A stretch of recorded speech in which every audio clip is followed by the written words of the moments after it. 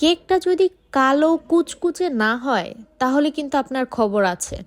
কথাটা বলা হয়েছিল আমাকে, বলেছিলেন মূলত যে এই কেকটি নিয়েছে তিনি। এখন হয়তো বা কথা শুনে ভাবছেন যে এটা আবার কেমন কথা, এভাবে আবার কিভাবে বলে। আসলে আমার এই কাস্টমারটা ঠিক এরকমই, উনি সবসময় আমার সাথে এরকম ব্যবহারই করে। আর এমন ব্যবহার করার পরেও আমি আসলে ওনাকে কিছু বলি না। তার পিছনেও একটা কারণ আছে, তো সেটাও আপনাদেরকে এই ভিডিও শেষে আমি বলে দিব যে কারণটা কি। তো এখন চলেন আমি আজকে আমার একটা নতুন কেকের ডেকোরেশন আপনাদের সাথে শেয়ার করি, আর আপনারাও দেখে বলেন তো আমার এই কেকটা কি কালো কুচকুচে হয়েছে। এই কেকটা আমি যখন লাইটের সামনে আনছি তখন কিন্তু এটা একটু লাইটের কারণে কেমন জানি ব্রাউন কালার দেখা যাচ্ছে, তবে এটার অ্যাকচুয়াল কালার হচ্ছে একদম ডার্ক একটা ব্ল্যাক কালার। মানে এটা এত পরিমাণ কালো কুচকুচে ছিল, আমিও ইচ্ছা রকমে এখানে চকলেট দিয়েছি। আর সবচেয়ে বড় কথা, আজকে আপনারা এখানে যেই কেকটার ডেকোরেশন ভিডিও দেখতে পাচ্ছেন এটা কিন্তু কোনো ধরনের স্পঞ্জ কেক না। আপনারা এটা দেখে বুঝতে পেরেছেন কিনা আমি জানি না। আর কেকটা দেখে ছোট মনে হলেও বা সাইজে একটু কম লেয়ার মনে হলেও এখানে কিন্তু আমার প্রায় 1.5 কেজির মতন একটা কেক হবে। তো গেস করেন তো আজকে আমি আপনাদের সাথে কি কেক শেয়ার করছি। যাই হোক, আপনাদেরকে আর বিভ্রান্তিকর পরিস্থিতিতে না ফেলাই আমি বলে দেই, আজকে এখানে যেই কেকটা ডেকোরেশন দেখতে পাচ্ছেন এটা হচ্ছে মূলত একটা চকলেট মাড কেক। আর চকলেট মাড কেকের বেস তো অবশ্যই এটা ময়েস্ট কেকের বেস হবে। আর এই মাড কেকটা যারা একদম এক্সট্রিম লেভেলের চকলেট লাভার আছেন, আমি মনে করি শুধুমাত্র তাদের কাছে এই কেকটা ভালো লাগবে। এখন যেটা দিচ্ছি এটা কিন্তু কোনো ক্রিম না, আপনারা দেখে বুঝতে পেরেছেন কিনা জানি না। এটা হচ্ছে মূলত চকলেট গানাশ। আর এই গানাশটাই মূলত আজকে আমি এখানে প্রতিটা লেয়ারে দিব, আর এটা দিয়ে আমি কেকটাকে ফুল ফ্রস্টিং করে নিব।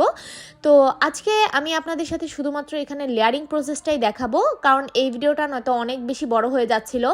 আর দুঃখের কথা কি বলি, এই শীতের দিনে এই চকলেট গানাশের কাজ করা ঠিক কতটা কষ্টকর সেটা একমাত্র হয়তো বা আমরা যারা হোম বেকার আছি তারাই বলতে পারবে।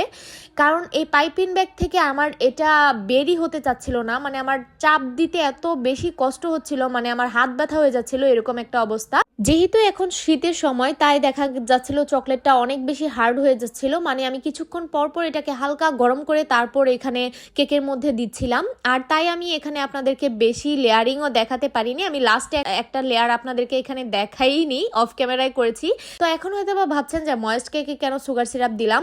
আসলে আমার কাছে মনে হয় যে কেকের মধ্যে যদি একটু সুগার সিরাপ দেওয়া যায়, আজকে এখানে সুগার সিরাপও না, এটা চকলেট সিরাপ ছিল, একটু যদি দেওয়া হয় তাহলে আমার কাছে মনে হয় টেস্টটা ব্যালেন্স থাকে। নয়তো আমার কাছে যতই ময়েস্ট কেক হোক আমার কাছে মনে হয় খেতে হয়তো বা একটু থাকে না যে জিব্বায় বা তালুর উপরে একটু লেগে লেগে থাকে, এরকম একটা বিষয় আর কি, আমি যেটা পার্সোনালি মনে করি। তাই আমি এখানে হালকা করে একটু চকলেট সিরাপটা দিয়েছি।